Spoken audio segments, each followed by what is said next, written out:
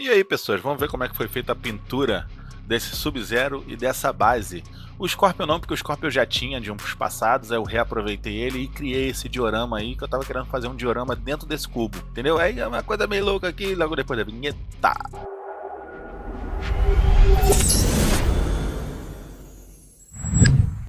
Então, esse diorama ele não existe, ele não tem o modelo pronto. Então, o que eu fiz? Eu peguei um modelo de uma base, um modelo de um Sub-Zero que eu fiz para mandei a IA fazer aquele Sub-Zero, e o Scorpion ele realmente existe, ele já tem por aí, só que ele na época eu imprimi ele bem pequenininho para fazer um outro tipo de diorama, que era um diorama com papel, que eu já vou botar até uma imagem aqui, eu fazia desse tipo há um tempo atrás. Só que eu preferi, né, dar uma melhorada e eu usei essa massinha de AVA muito boa para fazer, né, o acabamento e o molde. Logo depois eu passei um prime para ficar tudo certinho. Usei até uma pedrinha ali, né, para fazer uma marcação. E para a pintura do Sub-Zero, eu começo com uma tinta preta, apenas dotando ele todo de preto no pincel mesmo. Ele já tá com prime, tá? Eu só botei aquela base preta para eu ter uma base preta, fica melhorzinho para você pintar. Geralmente quando é um boneco assim muito dark, né, essas coisas assim, fica melhor do que pintar um bonequinho de anime. Agora, o azul eu misturei com a nanquim para ele dar uma força melhor nesse azul. E com muito cuidado eu vou passando só ali na roupa dele, tá vendo? Todo aquele detalhamento da roupa eu vou chapar de azul para depois vir com um azul mais claro e até o próprio azul para fazer aquele degradê. Passo uma segunda demão porque eu quero esse azul, essa roupa dele bem azulada, sem nada de sombra preta, né, de parte preta atrás. E aproveitando que já tinha um preto ali manchado da base que eu pintei, eu joguei uma tinta metálica e pronto, agora eu tenho um metálico mais escurinho para fazer essa parte da roupa dele, né? Ele tem umas partes de ferro, né? Como se fosse um ferro. Eu não lembrava que era ferro, jurava que era outro material, mas é um material de ferro mesmo, né? Da roupa dele. Então eu vou fazendo sem muito critério, só passando mais para frente eu venho com a sombra. E agora, para fazer a sombra da roupa, eu vou misturar, tá vendo? Aquele azul ali, vou passar uma camada bem grotesca de azul claro em cima, e depois vou passar uma camada bem grotesca de azul escuro embaixo. Com a tinta ainda molhada, eu vou fazendo essa mesclagem da tinta clara com a tinta escura. Deu pra sacar? Ó, primeiro eu tô começando com a clara. Tô fazendo ela bem aguadinha. Agora eu vou vindo com um azul escuro. Ó, de baixo para cima. Aí eu vou subindo com essa tinta azul escuro e ela vai se misturando com aquela tinta azul clara. E isso vai dar uma perspectiva de sombra e luz, né? Que a luz está em cima da roupa e a sombra está abaixo, na parte de baixo da roupa. Com isso você consegue lá, tá vendo? Aonde eu achar necessário, eu venho de novo com uma demão azul para dar aquele brilho, né? Aquela sombra bem demarcada, pelo menos na roupa dele, que é a parte mais emblemática, né? Dos lutadores do Mortal Kombat. Para fazer o dry brush, quando você for passar, você testa assim na mão, testa em alguma parte, porque não pode soltar tinta. Ela tem que mais borrar. Tá vendo como a peça tava e depois da primeira passada como ela ficou? Parece que não tem tinta nenhuma, mas é isso que a gente quer, porque se você deixar muita tinta, ela vai pintar e ela não vai ressaltar as partes altas da peça. Tá vendo ali aquela parte da calça dele, como ficou bem marcada e no meio ainda existe a sombra? Então é isso que a gente quer, entendeu? Tanto ali na parte da cabeça, do tronco, toda parte que você for fazer um dry brush, quando você for fazer a técnica dry brush, você tem que focar em pintar as ressalvas, tá? Aquelas partes altas. E agora eu vou usar aquela tinta nanquim que a gente fez no outro vídeo, né? Por ser boa, para a cobertura dela é boa, só tem que ter muito cuidado porque ela é bem aguadinha. Então, quando você for passar na peça, muito cuidado. Usei duas tonalidades ali, né? Um claro e um mais escurinho. O escurinho eu vou passando embaixo, óbvio, para dar aquela sombra. E aquela parte mais clara eu passo na parte de cima. E aí, olha como é que fica ele. O bichinho tem 4,5 centímetros, meu amigo. Piquititinho. E ficou show de bola. A pintura ali já tá, né? Praticamente acabado ele. E agora para a base eu também vou fazer a mesma coisa que eu fiz com ele. Apliquei uma base preta. Agora eu vou fazer um dry brush branco e depois um dry brush cinza. Por que o branco e o cinza? O branco ele vai dar aquela luz mais forte nas partes mais altas. E o cinza eu vou aplicar bem em praticamente ele todo. para dar aquele aspecto de rocha, né? Ali é mais puxado para uma rocha vulcânica. Então eu não quero uma rocha cinza, que ela comece com a base cinza ou cinza escuro. Eu quero uma base preta para essa rocha. Tá vendo ali como é que tá ficando? Depois de bastante dry brush cinza, ela vai pegando esse aspecto aí, tá vendo? E agora vamos começar a fazer a lava, o efeito de lava, que consiste em que aonde a lava vai escorrer, você vai passar um branco naquilo tudo. Eu estou usando a tinta Nanquim, porque ela é bem pigmentada, né? Ela vai cobrir aquele preto bem, e ela é aguadinha, então ela vai acabar entrando nos ressaltos que eu quero.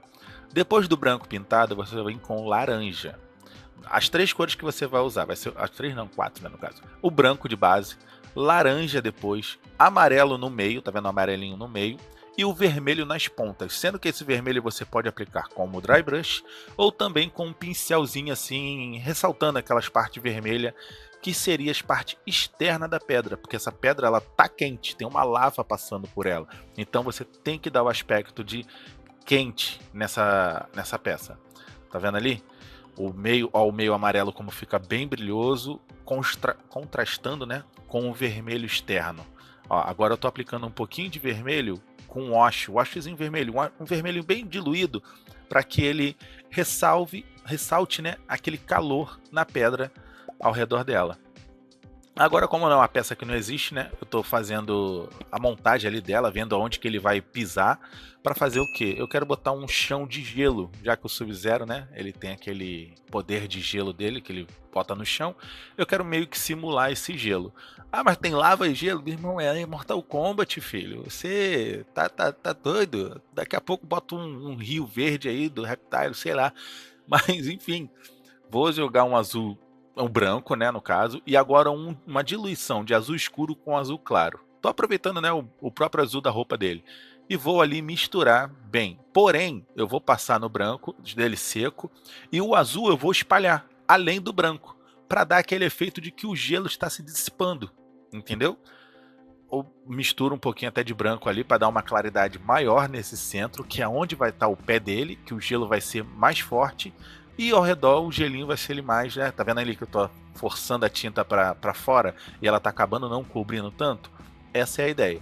Após seca, você vai fazer ranhuras aleatórias, né? Vai uns riscos zigue-zagues de branco para demarcar, né, que aquele chão ali ele tá na parte de gelo. Não deixa só o azul, tá?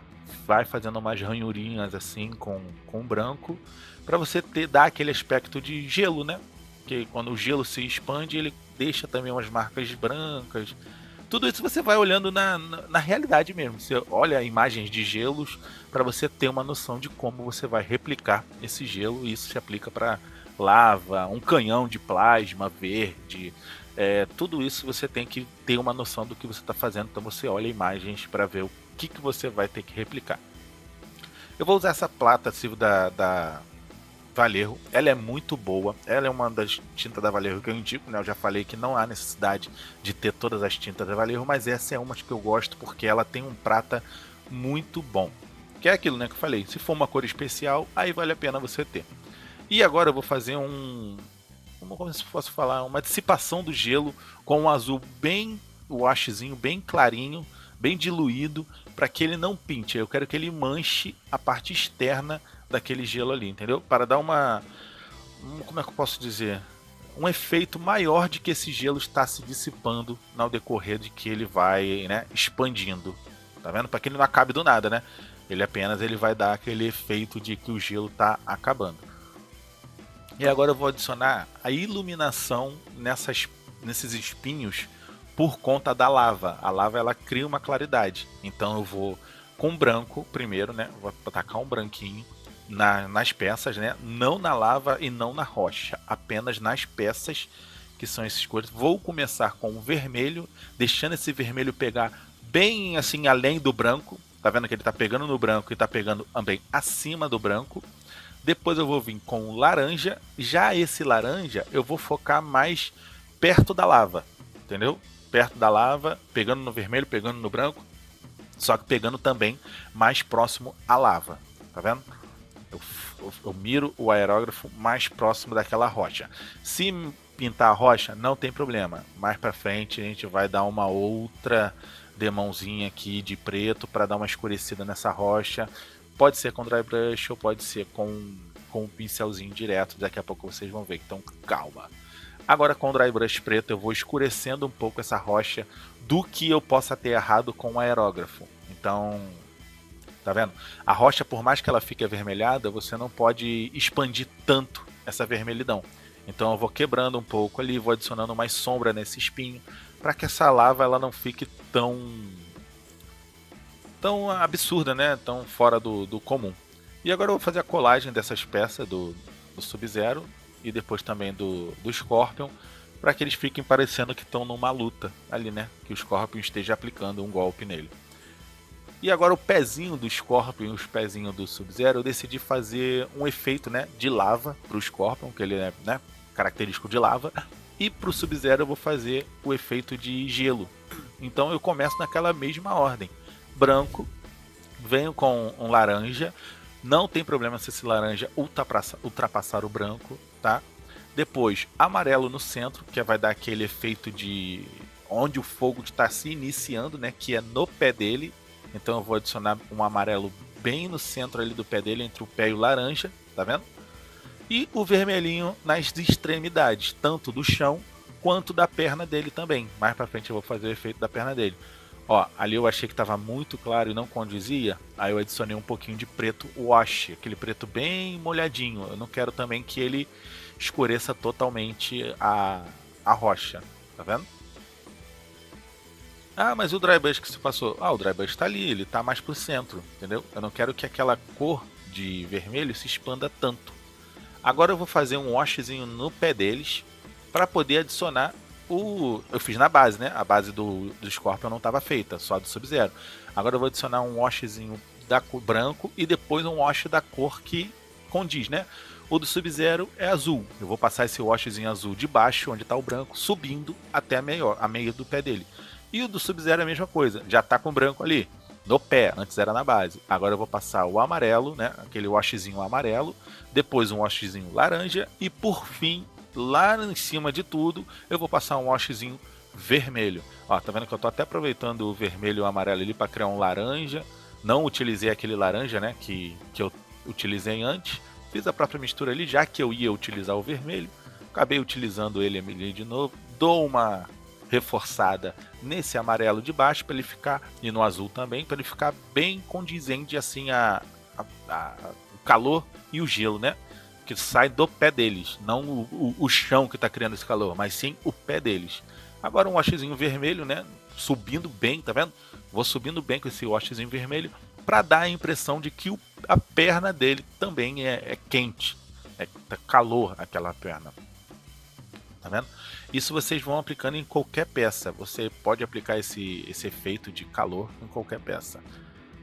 A mancha ali dele eu dou uma base vermelha para depois vir com verniz vitral vermelho para aplicar essa coisa mais molhada, né? Essa coisa de sangue mais molhado e aquilo. Fiz a base vermelha, porém eu ultrapasso aquela base com verniz vitral para que o efeito, né, se crie. Ali no centro é o machucado e ao redor não, é só os sangues escorrendo.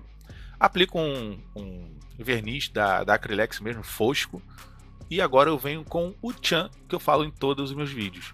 Misturem bem o verniz fosco com o verniz brilhante. Não é que seja misturar, mas aplique na mesma peça partes brilhantes e partes foscas. Isso vai dar um efeito muito bom. E praticamente está pronto aí. Depois eu só editei no Photoshop, né? Fiz um fundo para ele. E esse cubinho aí, a gente compra, né, no próprio Shopee mesmo. Caso vocês queiram fazer os seus mini dioramas, ele vende na Shopee e você consegue fazer, né, criar toda a sua loucura aí, igual eu gosto de criar as coisas. Então vai vir bastantes episódios aí de criação de cubos, né? E esse aí foi o resultado, espero que vocês tenham gostado, espero que tenham aprendido a fazer o efeito de gelo e o de fogo. A parte do Photoshop aqui eu não coloquei, mas caso seja de interesse de vocês aí, eu até mostro como é que faz, mas não tem muito mistério. É você criar uma imagem, botar ela do tamanho certinho e colocar ela no fundo, tá? O próximo, acho que o próximo que vai vir é o Doutor Destino.